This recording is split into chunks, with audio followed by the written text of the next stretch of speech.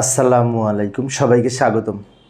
প্রিয় শিক্ষার্থী বন্ধুরা, আজকে আমি এই যে আইসিটি বিষয়ের এইখানে একটি সমীকরণ দেয়া আছে, এইটার মান সি সম্ভব কি ব্যাখ্যা করো অথবা প্রমাণ করো যে এটা সমান এটা। অনেক সময় এই পরীক্ষায় থাকে, বিশেষ করে অনুধাবনমূলক প্রশ্নে। তা আমরা এখন এত বড় একটা অঙ্ক সমাধান করে সি যে উত্তর হয় কিভাবে সেটা দেখব। তো আমরা বাম পক্ষ নিয়ে কাজ করতে পারি। এই বাম পক্ষটা সরল করে সি ফাইনালি উত্তর হবে। তো বাম পক্ষ নিয়ে যদি সরল করতে চাই তাহলে আমরা একটা কাজ করতে পারি, এই কমন নেওয়ার সাথে আমরা এটা একটু সাজিয়ে নিতে পারি। যেমন এখানে এ নট সি আছে, লাস্টে আবার এ নট সি আছে, তাহলে এইটাকে এইটার পাশে যদি আমি এইটা আনি তাহলে কমন নেওয়া কিন্তু সহজ হবে।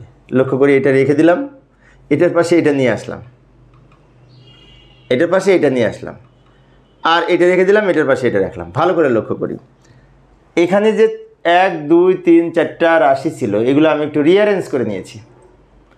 এটা এখানে রেখেছি, ওই লাস্টেরটা এখানে নিয়ে এসেছি। কেন নিয়ে এসেছি?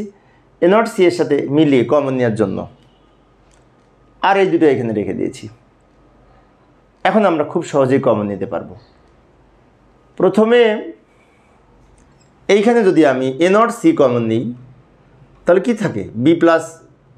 বি প্লাস এন 1 থাকবে, এ নট সি চলে আসলে 1 থাকবে, প্লাস এখানে যদি এ সি কমন নিই তাহলে এখানে থাকবে বি নট প্লাস বি থাকে।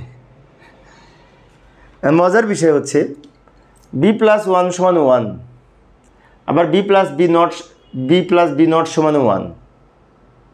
তার মানে এইটার মানে 1, এটার মানে 1, তাই না? এই যে এ প্লাস এ নট সমান যদি 1 হয় এটার মানে 1, আবার এটার মানও কিন্তু 1। 1-এর সাথে যা যোগ করি বুলিয়ান অ্যালজেব্রায় ফলাফল 1 হয়। যেমন এটা আমি রেখে দিলাম, এটার মান 1, আবার এটা রেখে দিলাম, এটার মান 1। এখন 1 দিয়ে এটাকে গুণ করলে তো এটাই হয় এ নট সি, আবার 1 দিয়ে এটাকে গুণ করলে সি হয়। এবার এই দুটো থেকে কিন্তু সি কমন নিতে পারি খুব সহজে। সি যদি কমন নিই তাহলে এ নট প্লাস এ থাকে।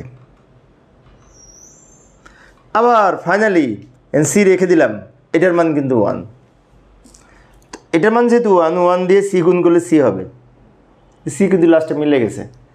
লাস্টের লাইনটা কীভাবে পেলাম আমি আবারও বলছি, এটার মান 1 দিয়ে সি গুণ করলে সি হয়, এটার সাথে এটা মিলে গেছে, তাই না? প্রমাণিত হয়েছে যে এইটাকে সরল করে এটা পাবো। তো এইভাবে আমরা লজিক ফাংশন সরলীকরণ করে কোনো কিছু প্রমাণ করে দেখাতে পারি। তো প্রিয় শিক্ষার্থী বন্ধুরা, এই অধ্যায় সৃজনশীল প্রশ্নের প্লেলিস্ট আমি ভিডিও ডেসক্রিপশনে দিয়ে রেখেছি, ওখান থেকে তোমরা দেখে নিতে পারবে।